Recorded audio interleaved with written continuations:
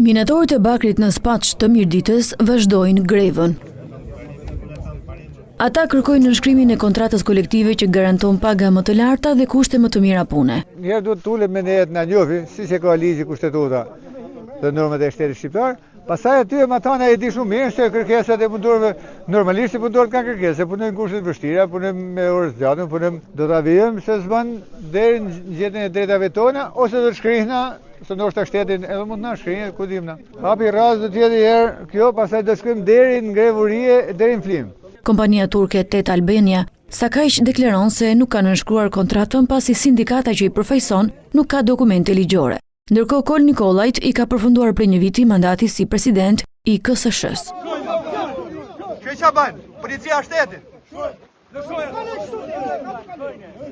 Një ditë më parë protesta shoqërua me incidente. Efektivet e policisë u përplasën me minatorët në përpjekje për të liruar rrugën e Spaçit, e cila ishte mbajtur e bllokuar për disa orë. Në komisariat të shoqëruan 9 minatorë, të cilët u liruan në orët e mbrëmjes. Ndaj tyre ka nisur procedimi penal për kundërshtim të punonjësve të policisë dhe pengim të qarkullimit.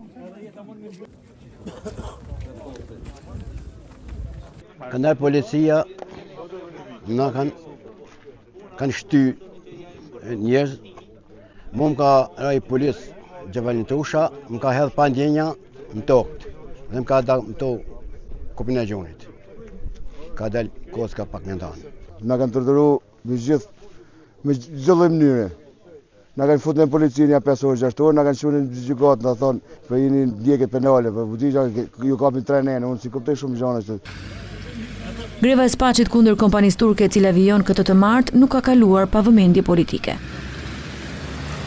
Deputetja demokrate Jorida Tabaku i cilëson kërkesat e minatorëve legjitime, ndërsa dënon dhunën policore. Ajo kujton se vitin e kaluar ka dorëzuar në kuvent ligjin për statusin e minatorit, që siguron mbrojtje dhe pension dinjitoz. Po kështu socialisti Erion Braçe ka cilësuar sjelljen e policisë të papranueshme dhe ka theksuar se e drejta për grevë është e garantuar me kushtetut. Ai shprehet se konflikti ka lindur nga refuzimi i pronarëve turq për të pranuar përfaqësimin e punëtorëve nga një sindikat e ligjshme. Në këto kushte Braçe e kërkon inspektoriatit të punës të shkojë në Spaç, jo për drek pune, po për të garantuar të drejtat e punëtorëve.